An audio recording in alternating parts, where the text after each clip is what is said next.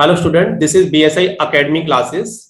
आज मैं आपको इंट्रोड्यूस कराऊंगा NT UGC JRF qualified candidate mister Ashish से कि उन्होंने फर्स्ट अटेम्प्ट में यूजीसी नेट जेआरएफ क्वालिफाइड किया है। उनकी क्या प्लानिंग्स थी, क्या उनकी स्ट्रेटेजी थी जिससे उन्होंने ये एग्जाम्स क्वालिफाई किया।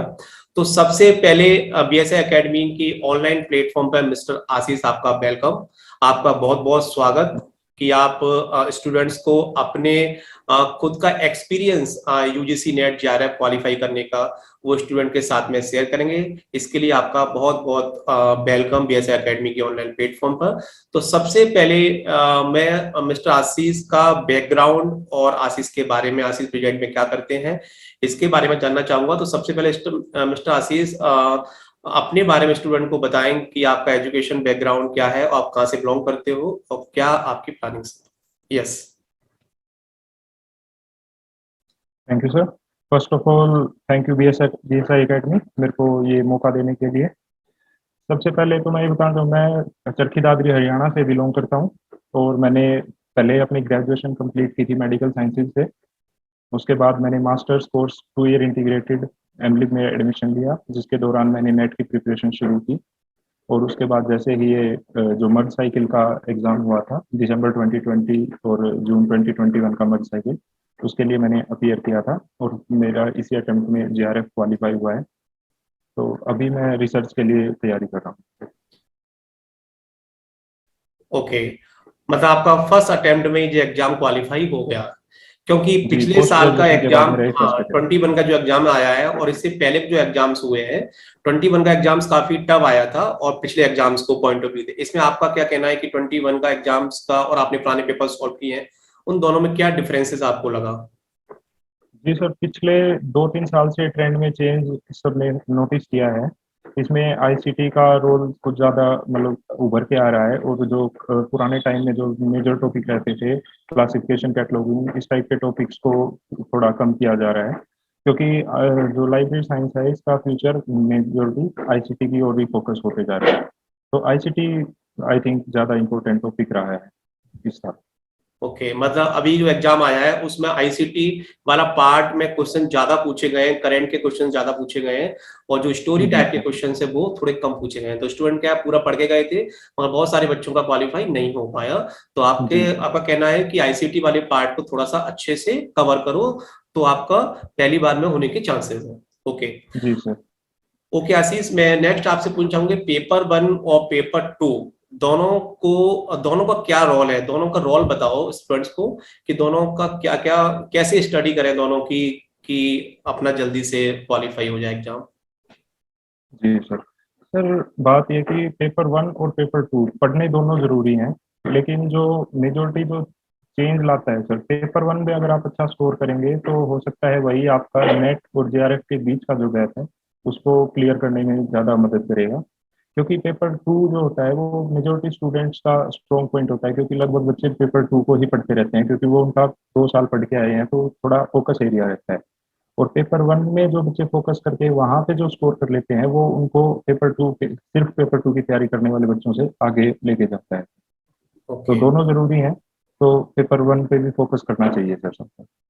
ओके, आपके हिसाब से मतलब जो यूजीसी नेट और जेआरएफ जो दोनों का गैप है, लाइब्रेरी साइंस का भी इम्पोर्टेंट रोल है और पेपर 1 का भी इम्पोर्टेंट रोल है। जी सर। मगर जो पेपर 1 को थोड़ा ज्यादा अच्छा फोकस कर लेते हैं तो उनका जी जेआरएफ क्वालिफाई होने में ज्यादा उनको हेल्प मिलती जी है सर, ना। वो हेल्प क्योंकि करता है। हाँ, क्योंकि पेपर 2 भी बहुत बड़ा है, काफी बड़ा सिलेबस है, क्या स्टडी करें जी क्या सर। नहीं करें, किस हिसाब से तैयारी करें, तो काफी चीजें हैं जो स्टूडेंट को परेशान करती हैं। तो जी दोनों सर। पेपर का ही इंपॉर्टेंट रोल है, दोनों के शॉर्ट नोट्स बना के आप स्टडी करें तो आपका ये एग्जाम क्वालिफाई हो सकता है। ओके, जी सर। एक क्योंकि काफी दोनों का सिलेबस बहुत बड़ा है, काफी चीजें हैं, 10 यूनिट्स पेपर 1 की हैं, 10 यूनिट्स पेपर 2 की हैं। तो कितने घंटे एक स्टूडेंट्स को पढ़ना चाहिए उससे ये एग्जाम तो उसका क्वालिफाई हो जाए? सर मेजोरिटी आपको घंटों पे फोकस ना करके आपको टारगेट्स बनाने चाहिए, अपने शेड्यूल को बांटना चाहिए कि मेरे को ये टॉपिक्स आज करने हैं। घंटे पे फोकस ना करके आपको टारगेट्स पे फोकस करना चाहिए आई थिंक। क्योंकि वो कोई रूल नहीं है कि इतना पढ़ेंगे, इतने घंटे पढ़ गए तो हो जाएगा। कई टॉपिक्स ऐसे हैं जो आप 15-20 मिनट में भी कवर कर सकते हैं। कई ऐसे हैं जिनको आपको समझने में टाइम लगेगा। तो आई थिंक आपको पूरे अपना जो भी स्ट्रॉन्ग टॉपिक्स हैं उनको अलग लिखिए, वीक टॉपिक्स हैं उनको अलग लिखिए, वीक को ज़्यादा टाइम देते हैं। और एक मतलब पेपर अभी तो जैसे आज नोटिफिकेशन भी आ गया है, तो अभी फॉर्म्स भी शुरू हो जाएंगे नेट के, तो उसके हिसाब से आपको डेज फिक्स करने चाहिए कि मुझे इतने दिन में पहले अपना सब्जेक्ट पूरा कवर करना है, उसके बाद आप प्रीवियस ईयर क्वेश्चंस की प्रैक्टिस के लिए जा सकते हैं। ओके, मतलब आपका कहना है कि घंटे नहीं डिसाइड करने हैं, हमें टू द पॉइंट स्टडी करनी है, प्रॉपर किस यूनिट को कितने टॉपिक्स दिन डिसाइड देने, करने हाँ हैं कि आज कितना मेरे को ये टाइम टॉपिक देना है, करना है, तो वो उसके करना है। हिसाब से पूरी तैयारी का प्लान करें। क्योंकि ऐसा नहीं कि जी अपन 5 घंटे पढ़ना है, 2 घंटे पढ़ना है, पता पड़ा कुछ भी ना हो पाए, घंटे पूरे हो गए, तो अपन को जी टू सर। द पॉइंट सारे, क्योंकि आपने तो एग्जाम क्वालिफाई किया है तो आपके तो पूरे नोट्स वगैरह सारे प्रिपेयर्ड होंगे, जो आपने टू द पॉइंट अपने हैंड रिटन नोट्स बनाए होंगे, तो जी वो भी स्टूडेंट्स को आगे अगर जैसे कोई भी कोर्स बीआईसी एकेडमी में ज्वाइन करते हो तो वो सारी चीजें स्टूडेंट्स को मिलेंगी, जो मिस्टर आशीष ने अपने एग्जाम को qualify to the point notes बनाए हुए हैं। ओके, आशीष, इस बार का जो एग्जाम्स जो हुआ था उसका कट ऑफ कितना गया था जनरल कैंडिडेट, क्योंकि यूजीसी नेट का और जीआरएफ का कट ऑफ बताइए, 21 का जो एग्जाम है उसका कितना कट ऑफ जी गया सर। था? जो अभी लास्ट रिजल्ट आया है सर, उसमें जनरल का नेट का कट ऑफ 52% रहा है, एंड जेआरएफ का कट ऑफ 58.6% रहा है। 58, और जनरल कैंडिडेट के लिए? जी सर, जनरल कैंडिडेट के अदर फिर वही 2-3% पीछे होता रहता है। ओके, 52 और 58 इस तरह से जी कट ऑफ रहा है, तो इतने मार्क्स आते हैं आपके, तो आप आराम से जो 52 और 58 का जो बीच का जो गैप है, उस गैप को जी पूरा करने के लिए पेपर वन को आपको बहुत ज्यादा अच्छे से स्टडी करना चाहिए। जैसे पेपर वन का जैसे पार्ट है आपका डीआई है, मैथमेटिकल रीजनिंग्स है, ये पार्ट जी जनरल सर। स्टूडेंट्स के अच्छे नहीं होते, तो इन पार्ट्स को भी जी अच्छा सर। करना है।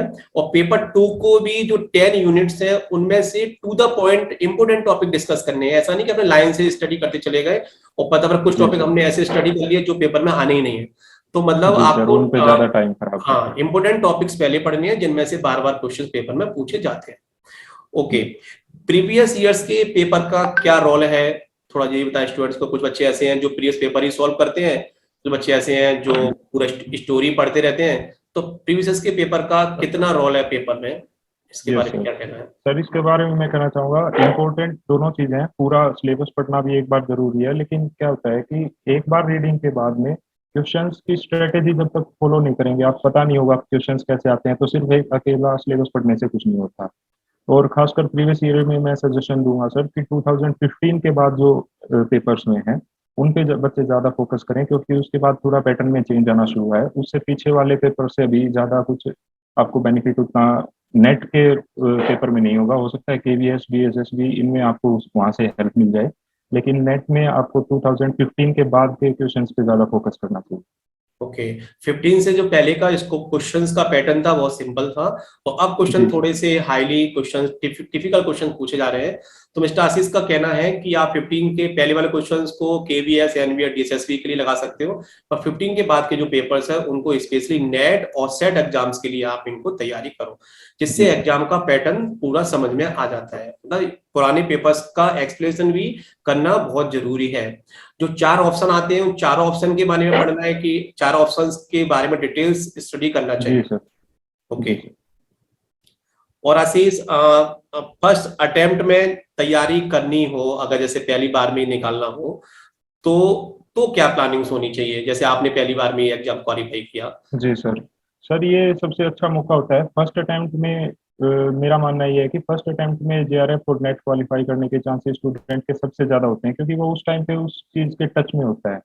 तो एक तरह से उसको जो सब्जेक्टिव पढ़ना है वो टाइम उसका बचता है, क्योंकि वो फिलहाल एग्जाम्स दे के आया है, मास्टर्स के भी जो है, तो बहुत हेल्प मिलती है। फिर वो डायरेक्ट एमसीक्यू अप्रोच को ज़्यादा फोकस करके जल्दी उसको क्लियर कर सकता है। तो first attempt I think best option होता है, और बेस्ट क्योंकि सारा मतलब सिलेबस उसकी स्ट्रेटेजी टच में को। रहता है, सारा टच में रहते हैं, तो जी आराम सर। से उसको जितना कर गैप सकते हैं। आता जाता है सर, आगे दिक्कत होती है थोड़ी उसको, फिर वो मतलब दिक्कत तो नहीं कह सकते, लेकिन उसको थोड़ा एफर्ट बढ़ानी पड़ेगी। ओके, नेक्स्ट क्वेश्चन पूछ रहा हूँ कि जॉब के साथ साथ में, और जो स्टूडेंट मास्टर्स डिग्री कर रहे हैं, कुछ बच्चे ऐसे हैं जो एमबीए स्टार्ट किया और साथ में तैयारी का प्लान कर रहे हैं, कुछ स्टूडेंट जी ऐसे हैं सर। जो बाद में तैयारी करते हैं, तो क्या जॉब और मास्टर डिग्री के साथ साथ में तैयारी की जा सकती है क्या? क्या है इसका, इसके बारे जी में? सर, अब आप अगर अपना शेड्यूल मेंटेन करते हैं तो ये अच्छा ऑप्शन है। खासकर जॉब वालों को तो जैसे शाम को या जो भी जो जॉब शेड्यूल के हिसाब से टाइम निकालना पड़ेगा, लेकिन जो मास्टर्स कर रहे हैं उनको ये बेनिफिट है कि वो क्लासेस में भी वही टॉपिक्स पढ़ रहे हैं। हाँ, वो ये कर सकते हैं कि जैसे क्लासेस में जब जो नेट में ज़्यादा फोकस होने वाले टॉपिक्स हैं वो जब टॉपिक्स आए तो उनको थोड़ा ज़्यादा उसी टाइम पे रिवाइज कर लें, ताकि वो नेट के भी साथ साथ प्रिपरेशन होती रहे। और जैसे एमसीक्यू अपने प्रीवियस ईयर क्वेश्चन से साथ साथ लगाते रहें तो बेनिफिट है कि ये वो मास्टर्स करते करते इसको क्वालिफाई कर लेंगे।